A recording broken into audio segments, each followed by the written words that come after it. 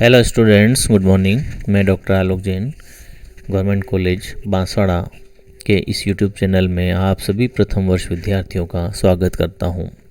छात्रों, हम लोग भारत की प्रमुख जनजातियों का अध्ययन कर रहे हैं और इन जनजातियों के अंतर्गत हमने भील, नागा और संथाल जनजातियों के बारे में पढ़ लिया है। आज हम इसी टॉपिक के अंतर्गत टोडा जनजाति के बारे में अध्ययन करने जा रहे हैं। टोडा जनजाति के परिचय के रूप में हम देखते हैं कि ये ऐसी जनजाति है जो प्रकृति की गोद में साधारण जीवन यापन करती है, पशुधन से अपने सामाजिक स्तर का आकलन करती है। अर्थात जिस व्यक्ति के पास जितना अधिक पशुधन होता है, समाज में उसका उतना ही उच्च स्तर माना जाता है। ये लोग ऐसे हैं जो समूह में निवास करना पसंद करते हैं। नीलगिरी की पर्वतमाला भारत की विशिष्ट आदिम जातियों का निवास स्थान है। ये घने वनों से आच्छादित वन क्षेत्र है और यहाँ पठारी भाग पर जनजातियाँ निवास करती हैं। इनमें टोडा, बडागा और कोटा जनजातियाँ प्रमुख हैं। प्राचीन समय से ही बाहरी संपर्क से कटे रहने के कारण जिस तरह यहाँ की जनजातियों ने आपस में विनिमय का प्रबंध स्थापित किया है, वो वास्तव में देखने लायक है, अद्वितीय है। यहाँ बडागा जनजाति मुख्य रूप से कृषि का कार्य करती है। कोटा जनजाति के लोग बर्तन, लकड़ी और लोहे के उपकरण आदि बनाते हैं, जबकि टोडा जनजाति के लोग पशुपालकों के रूप में अपनी विशिष्ट पहचान रखते हैं। घने वन क्षेत्रों में ये जनजातियाँ परस्पर निर्भर रहती हैं और अपना जीवन यापन करती हैं। टोडा जनजाति के लोग दो इकाइयों में बटे हुए हैं, जिन्हें तोवाल्याल और टर्थारोल के नाम से जाना जाता है। इन्हें आमतौर पर तेवाली और टार्थर भी कहते हैं। ये दोनों मुख्य इकाइयाँ आपस में वैवाहिक संबंध स्थापित नहीं करती हैं। इनमें से तेवाल्याल इकाई के लोग ही धार्मिक क्रियाकलापों को संपन्न करते हैं। टोडा जनजाति की भाषा में तमिल भाषा के काफ़ी शब्द सम्मिलित हैं और बडागा जनजाति की भाषा से मिलते जुलते हैं।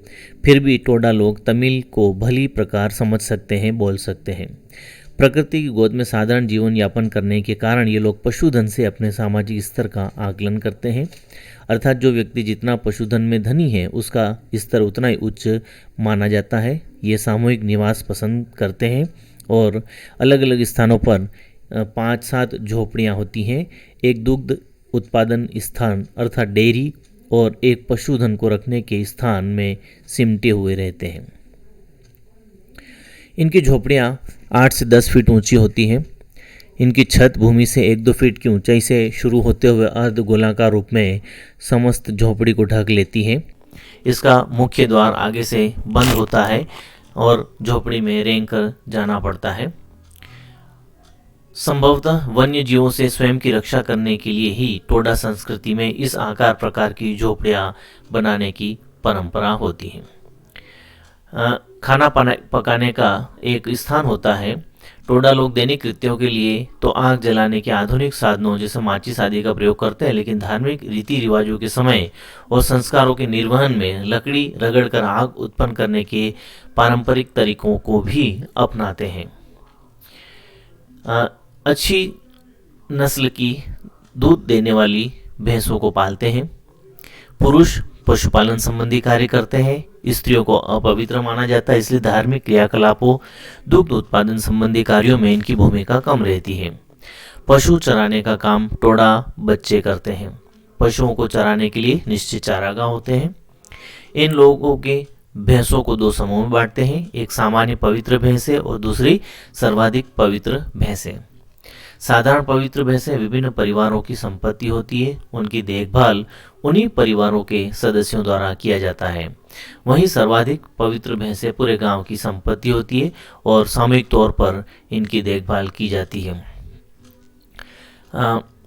सर्वाधिक पवित्र भैंसों के लिए गांव से थोड़ा दूर हटकर एक पवित्र स्थान का निर्माण किया जाता है, जिसके संचालन के लिए विशेष विशेष संस्कारों का पालन करने वाले एक व्यक्ति को चुना जाता है, जो पलोल के नाम से जाना जाता है, जो पुजारी की तरह पवित्र होता है और ब्रह्मचर्य का पालन करना उसके लिए अनिवार्य होता है।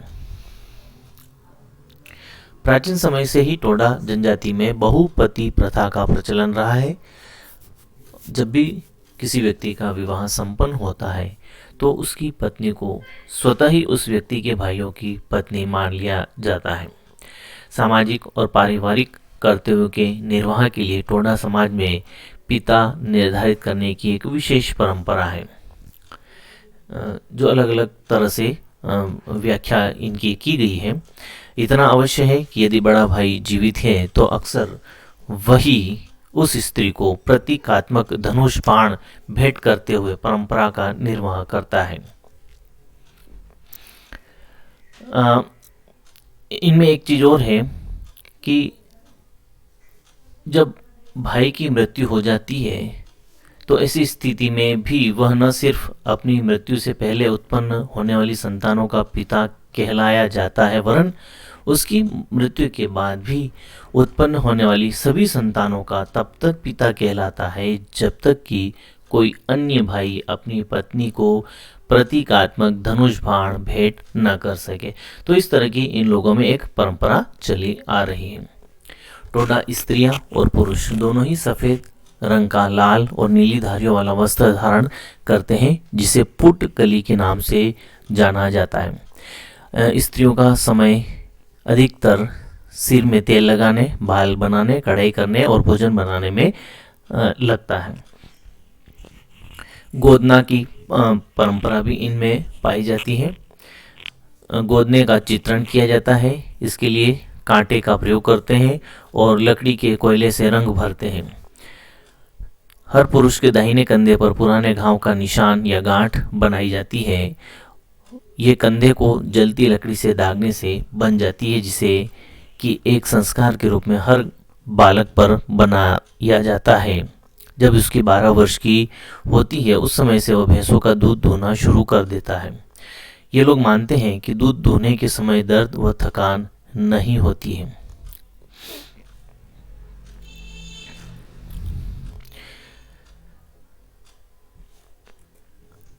टोडा जनजाति के लोगों में एक और अद्भुत परंपरा है। प्राकृतिक संसाधनों पर निर्भरता के कारण नीलगिरी की पहाड़ियों में अक्सर ही पशु चारे के लिए घास के नए मैदानों की खोज करनी पड़ती है। ऐसे में कभी कभी पूरा गांव ही स्थानांतरित हो जाता है। कई बार टोडा लोग अपने पुराने स्थानों की धर्म भाव से यात्रा भी करते हैं और अपने परिवार और पशुधन को ले जाते हैं। परिवार की स्त्रियां और लड़कियां पशुओं के झुंड के पहाड़ियों के टेढ़े मेढ़े मार्ग से निकल जाने तक एक स्थान पर बैठे रहते हैं, जबकि पुरुष घरेलू सामान को उठाकर समानांतर मार्ग पर ही चलने का प्रयास करते हैं और उचित स्थान पर पहुंचने के बाद वे सामान रखकर पुनः अपने स्त्रियों को लेकर जाते हैं। इस प्रकार वे अपनी स्त्रियों लड़कियों को गाय भैंस के खुरों से बने रास्ते को चलकर पार नहीं करने देते हैं। यह अद्भुत परंपरा इनमें रहती है। अब हम बात कर लेते हैं इनके निवास क्षेत्र, लक्षण, भोजन, वस्त्र और व्यवसाय की। नीलगिरी के पहाड़ियाँ इनका मुख्य निवास स्थल है। नीलगिरी पहाड़ियों पर रहने वाली अन्य आदिम जातियाँ जैसे बताई थी मैंने आपको, बड़ागा, कोटा, इरोला और कुरुम्बा है। इनमें सबसे प्राचीन टोडा लोग हैं। परंपरा के अनुसार ये लोग भूस्वामी रहे हैं और धीरे धीरे इनका अधिकार क्षेत्र कम होता गया है। शारीरिक लक्षणों में देखा जाए तो ये लंबे कद के होते हैं। इनकी नाक पतली और लंबी होती है, जबड़ा बड़ा, नेत्र बड़े होते हैं। ये अन्य आदिम जातियों से भिन्न दिखाई देते हैं। भोजन के रूप में ये शाकाहारी होते हैं। केवल पूजा, उत्सव, त्योहार आदि के समय देवताओं को खुश करने हेतु पशु बलि कर्म कांड के रूप में मांस भक्षण करते हैं। भोजन के रूप में दूध, दही, कंद मूल, फल और सब्जियों का उपयोग करते हैं। मोटे अनाज, जौ आदि खरीदते हैं। सब्जियां, आलू स्वयं उगाते हैं। वस्त्रों में ये लोग धोती बांधते हैं। कंधों से लेकर नीचे तक एक सूती चोगा पहनते हैं और इस चोगे की शैली रोमन चोगे से मिलती जुलती होती है। सिर सभी के नंगे होते हैं, खुले होते हैं। स्वतंत्रता के बाद दूसरे प्रदेश के लोगों के संपर्क में आने से इनकी स्त्रियां लंबी धोती बांधने लगी हैं और जिसका आधा भाग सिर पर ओढ़ा जाता है। पुरुष लोग भी सिले हुए कुर्ते पहनने लगे हैं, सिर पर साफा भी बांधते हैं। इस नई पोशाक का रिवाज नवयुवकों में बढ़ता जा रहा है। वृद्ध लोग अधिक संख्या में अभी तक बिना सिले लंबे चोगे ही पहनते हैं और सिर खुला रखते हैं। स्त्रियां गले में चांदी के आभूषण, नाक में नथ, कानों में चांदी की झुमकियां पहनती हैं। रंगीन मूंगों की मालाएं गुलबंद की तरह सभी स्त्रियां पहनती हैं। घर टोडा निवास गृह लंबे बड़े ढोल की आकृति की झोपड़ियां होते हैं। भूमि पर तो इनका फर्श सपाट होता है, दीवारें और छत मिलाकर मेहराब बनाती हैं। दूसरे शब्दों में ये भी कह सकते हैं कि छत के छप्पर के सिरों को ही दोनों ओर नीचे मोड़ दिया जाता है और छत वाला छप्पर ही दो दीवारों का काम करता है। 8-10 मेहरादार झोपड़ियों का एक गांव होता है जो पहाड़ी ढालों पर बसा होता है। गांव के चारों ओर पशुओं को चराने की भूमि होती है और झूम कृषि भी की जाती है। जीविका निर्वाह का मुख्य साधन पशुचारण, जंगल से कंद मूल फल शहद गोंद इत्यादि एकत्रित करना है।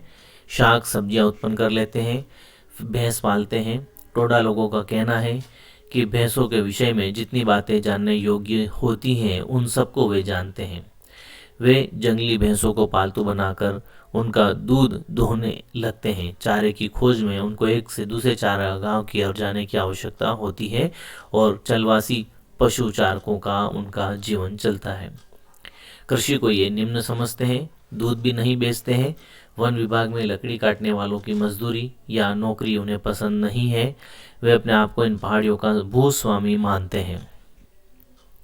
रीति रिवाज के अंतर्गत हम ये देख सकते हैं कि इनमें बहुपत्नी प्रथा अर्थात बहुपत्नी नहीं कहेंगे हम इसको, सम्मिलित पत्नी प्रथा का प्रचलन है, जिसके अनुसार एक परिवार में 2 या अधिक भाइयों की एक पत्नी अथवा एक से अधिक पत्नियां सम्मिलित प्रकार से होती हैं।